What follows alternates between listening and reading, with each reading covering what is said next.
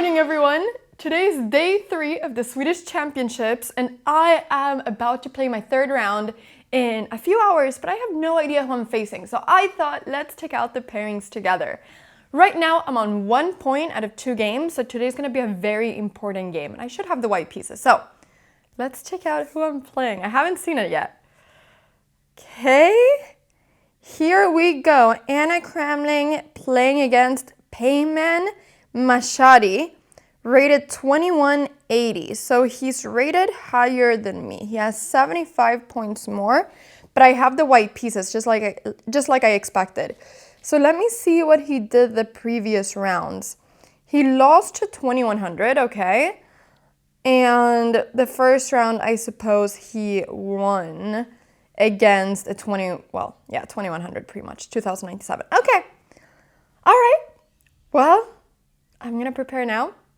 My dad said that he was a pretty strong player, that he's played him, and that it was difficult to beat him. That was everything I knew about my opponent today, but I didn't know who he was or the rating or anything. Okay, well, wish me luck. We're gonna prepare for a few hours and then time to play. Okay, I have now been looking over all my files and preparing for the game. And I'm gonna do something that I don't know if you've ever seen a chess creator do. I mean, I know that I have like 85% of my audience being men, or 90%, I don't really know. But I'm gonna show you my little makeup routine. So, before we continue, I need to tell you about the sponsor of this video, Phobies. Phobies is a really fun strategy game that I have been obsessed with lately. Like when I haven't been playing chess, I've been playing Phobies. And the idea is that you collect phobies, which are fears that live inside your mind, and use them to battle against other players. Now, just like in chess, it's all about planning ahead, about positioning. In chess, you position your pieces in the best squares. Here, you're positioning your characters in the best squares.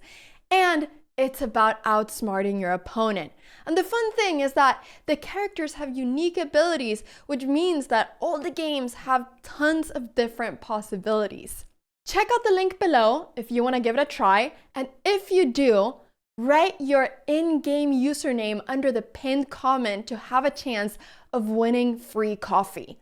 And if you think that I'm talking about the drink, I'm not talking about the drink. I'm talking about the premium currency used in-game to buy card packs. So try it out. I've had so much fun playing it. Like, time goes so quickly. I don't even notice time going. It's been so much fun. And I hope you enjoy the game a lot. And thank you so much, Phobies, for sponsoring this video. I can't wait to get better. I'm gonna do my makeup, and then after this I'm having lunch, and then I'm basically just going to the playing hall because I'm playing today at 2 p.m. so it's a little bit earlier, and because today is the first day we're live streaming, I want to make sure that everything is working. So I'm gonna go there a little bit earlier. All right, so we are gonna start with the CC cream. This is so much fun. I never thought I'd do this. Okay, this is actually gonna go very fast. I'm just gonna speedrun this. I'm not gonna tell you everything that I'm doing. I'm literally gonna speedrun this, so let's start the speedrun.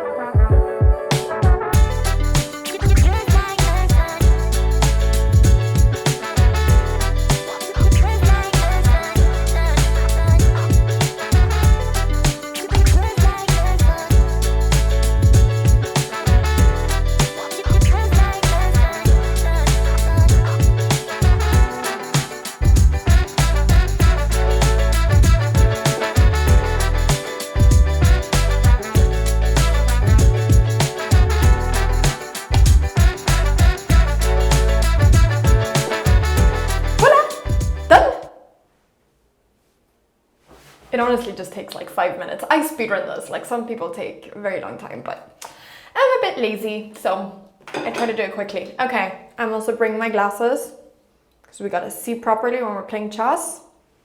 And time to go to the game. I'm so excited.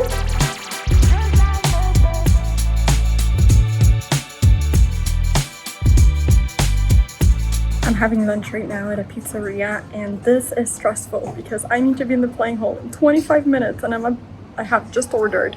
So we'll see if I make it. I hope I make it. I'm gonna study chess at the same time as I'm sitting here.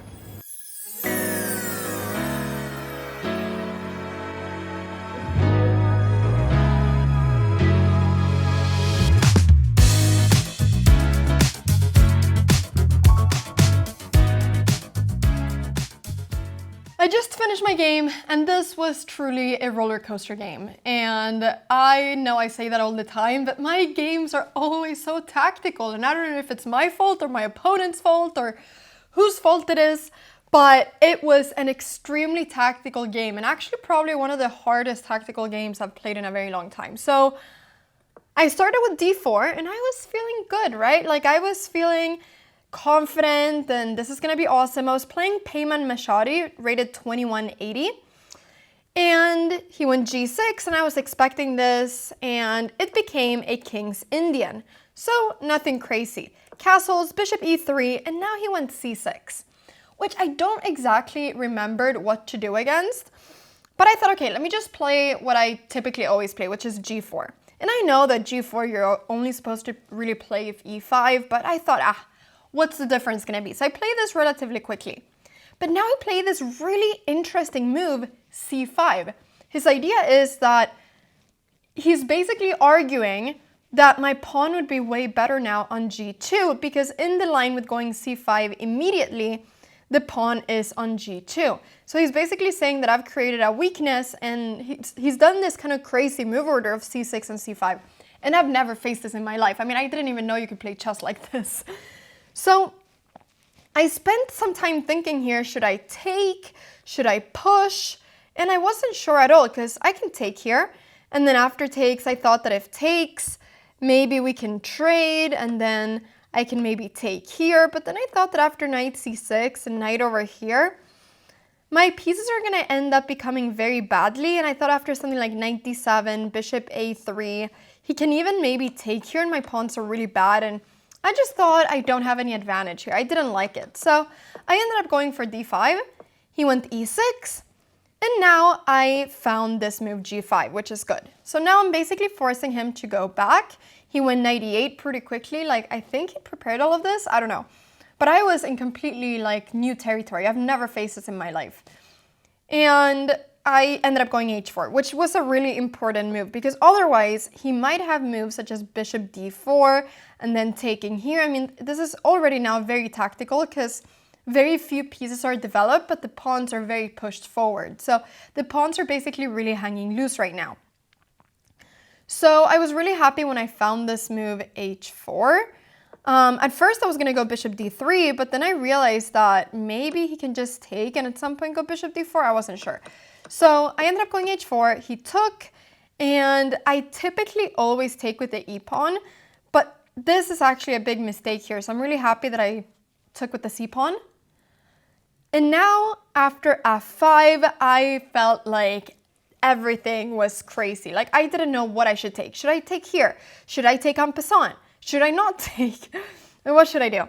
So, apparently, one of the best moves is to go f4, which I like really briefly thought about going f4, and the point is just sacrifice this pawn and then go h5. But to be fair, I'm not the kind of person that loves sacrificing pawns, and so I don't always play the best when I need to sacrifice pawns, because I find sacrificing pawns, if I don't find anything concrete, very scary, because I'm basically saying I'm giving you a pawn, and basically if I'm not able to make anything out of this right now, I'm just going to enter a lost endgame. And so I don't like that feeling. So I don't like to sacrifice pawns if I don't have to. So I ended up taking en passant here, because I saw this idea that he has to take with the knight, because I realized that if he takes with the bishop, I can just go h5, and now if something like bishop g5, I can just go queen d2. And this I thought was really good. So I realized that he has to take with the knight, and now I ended up playing bishop e2, because I wanted to prevent his knight from going to g4 or to h5. And I also really wanted to prepare to go h5. Like, if I can go h5, I have a great position. That's everything I need to do. Like, if he just does a random move, let's say he goes knight a6. If I can go h5, my position is awesome, because I'm going to be weakening his king so much. But I'm always running a little bit behind. So he found this move queen e7, and I considered once again, should I go e5? This looks crazy, but he cannot take with the pawn because then I push. He has to take with the queen, and so I was considering, okay, should I sacrifice the pawn to get my final piece out? The problem was that by getting my piece out here, I can still not go h5. So it was still like not exactly what I wanted, and I actually didn't like this position so much because I thought after h6 I have to sacrifice another pawn, and all of a sudden I've sacrificed 2 pawns, and I wasn't sure how that was. So I went queen c2 to defend this pawn, but now everything is crazy. He found this idea of going b5, which was very nice, and I insta-took it, but now, I mean, I was getting a little bit low on time. I'd spent a lot of time in this opening to find all these moves, and the game was about to get very tactical and very, very, very crazy. So he went knight g4, and he's threatening now my bishops. I knew I have to go bishop g5, threaten the queen, and I knew here pretty much that I have to go knight h3 probably, although I spent some minutes considering going f4 first. But knight h3, he went h6, and I realized that I have to find this move f4 in between, because otherwise I thought if I go bishop d2, it just felt like my bishop was going to get so passive. So I ended up going f4, forcing his queen to the center of the board, and then going bishop e7. And now you can see that it's starting to get tactical. I'm threatening his rook, and I'm threatening this pawn. But my king is completely in the Wild West. Like, my king is completely in the open. So he went queen e3 check, and I went knight e2. I was playing these moves very fast. I felt like I was regaining control of the position. I was happy. Things were starting to look bright. He went rook f7, I took the pawn on d6, and now the problem was that he constantly had this threat of going queen f3, which was something I was thinking a lot about. The idea is that after castles, he goes knight e3, he's threatening my queen, and he's also threatening to win my knight. So here I would probably have to go something like queen d3, and then after something like bishop takes h3, I'm peace down. But I have a couple pawns, so who even knows what's going on? And here, yeah, I really didn't know how this position was. I was thinking maybe I should then go bishop takes c5, but then there's rook c7, and apparently here there's king d2, but like you see it, like this is a completely crazy position. And so in this position, I ended up going bishop e8, because I'm threatening now to take his rook, and it was a move that didn't really occur to me at first, but yeah, after I saw that after rook b7, I can go e5, and all of this, I realized that I can probably do it, but I was not expecting him whatsoever to go in this position bishop d4. Like, now he's just giving up his rook, so I wasn't expecting this at all. And so I insta-took it, and then I went queen b3. Now, apparently I'm supposed to go f5 to prevent queen f3 and prevent this bishop from being able to take there, but to me it just made sense to go queen b3, because I thought even though he can take here, I can go long castle soon. But what I missed was that I couldn't go long castles because of bishop e3 check. So I wouldn't have gone queen b3 if I would have seen it. But yeah, so that was the whole problem there. So I kind of here blundered without realizing that. But I went rook f1. I still knew that it was completely fine, and the game was still like super tactical. So knight e3, I went knight f2, threatening the queen. This was good. He went queen g2. I was finding all these moves. Knight c2 check, I took it. We now finally were able to trade several pieces, and now king d1, very important, so that the king doesn't have any checks. Now he went bishop f5, and I found queen b3, which is a very important move to threaten queen b7 check, winning the rook. He went knight d7, and I went bishop e5. I knew that I could maybe go queen g3, but I didn't really want to do this because I realized that I would just enter an endgame where it's completely equal, or maybe he's even better, I don't know.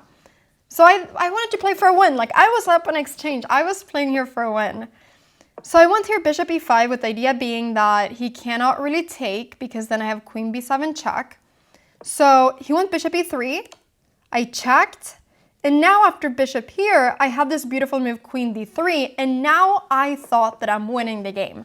Like, I felt so confident in this position. We had the same time. Even here, I had more time than him. I had 2 minutes 27, and I was just trying to find the way of finishing the game. And I had a few different ideas. My first idea was to go queen h7 check. My second idea was to go d7, because I didn't really know how he was going to stop the promotion. And I thought if he goes rook d8, now I can maybe go queen h7 check, because now I will be able to take here, and there will be like many checks and many things going on. And yeah. This also would have been great, because I would have been able to play several moves very quickly, which was really important when I get extra time at move 40. But yeah, so here, this is definitely what I should have done. But then I thought, okay, let's just go for this because it's pretty much the same thing. And now my plan was to go queen f6 check and trade the queen. So this was basically what I was doing. I wanted to keep this pawn, I wanted to trade queens, and I wanted to maybe try to win with this pawn. However, the issue here is that he has a winning move. Like, I'm lost here. I'm lost because of one move that my opponent has, which is bishop f5. And I didn't realize this whatsoever. I mean, I checked here, and now I thought that his idea was to go bishop c2 check, so that when I take it, he can go queen takes knight, and then do like some repetition or something. But I didn't realize that he was now just threatening to completely win the game. And so I went rook e1 to keep everything defended. I thought that this was really smart.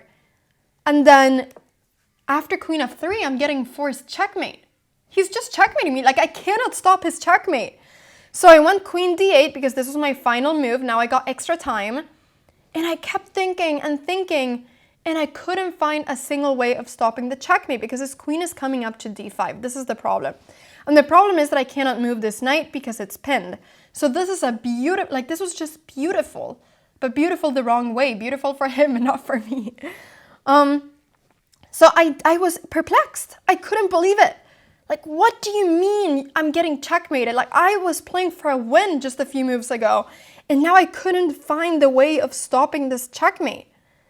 Yeah, it was completely crazy. I couldn't believe it. Like, my best move here is to go queen a8 and sacrifice the queen. So I went rook g1, and he took, and now I went queen a5. And now it's going to be a forced checkmate after bishop e3 because he's, just threatening to go check. And then after queen here, he will go check. It's just, I cannot stop it.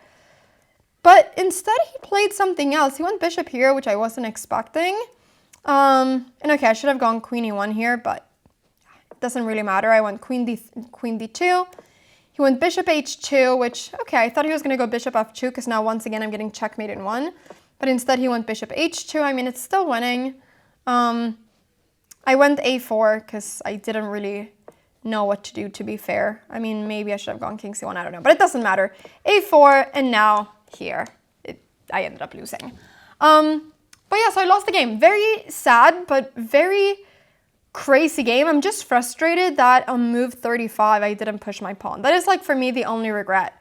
I feel like I saw a lot of things. My opponent was really nice after the game. He was like, Anna, you defended so well. If I was you, I would have collapsed ages ago. Like, how did you do that? So he was really friendly. But yeah, in this position, this was the critical moment. If I go d7, I probably win the game. So chess is very frustrating, right? One decision after 4 hours of play can change the whole outcome. But at least I'm happy that I was able to find so many ideas. And I think that's the most important thing. So right now, I'm on 1 point out of 3 in the Swedish Championships, but we still have 6 games to go. So many games to go. You know, in Rilton, I started with 1 out of 3, and I ended up getting 7 out of 9. I ended up winning the rest of the games. So who knows what's going to happen, right? I'm just going to play my best. He was rated 2180. He was higher rated than me, and I was still in a winning position. So I'm still happy. So tomorrow's a new day. I will be doing my very best tomorrow. Hopefully we get a win and we can do the Rilton comeback. We shall see, but thank you so much for watching. Bye!